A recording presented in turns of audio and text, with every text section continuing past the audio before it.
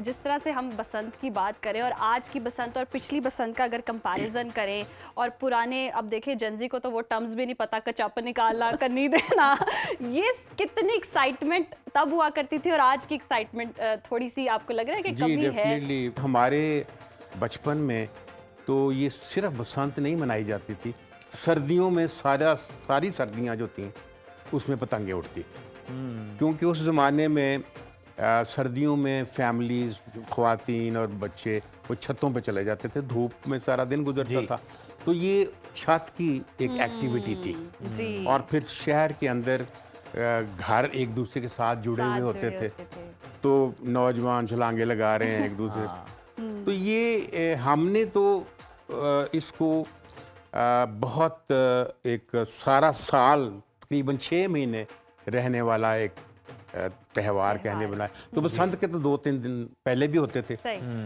अब फ़र्क ये है जो मैं ये समझता हूँ, और जिस फ़र्क की वजह से 20-25 साल ये त्यौहार बंद रहा जी। कि इसके अंदर कुछ ऐसी चीज़ें आ गई जो हमारे कल्चर का हिस्सा नहीं थी। जैसे ये धाती डोरें, ये केमिकल्स की लगी हुई डोरें, जी, ये तो हमारे कल्चर का हिस्सा नहीं थी। इनकी वजह से जिस तरह ये बसंत फिर ये खूनी बसंत बन गई जी। और मतलब पब्लिक जो है वो इतनी खौफजदा हो गई कि हुकूमत को भी इस पे पाबंदी लगानी पड़ी। अब हमने इस हुकूमत ने बड़ी एक जुर्रत का काम किया है, एक कोशिश की है। जी।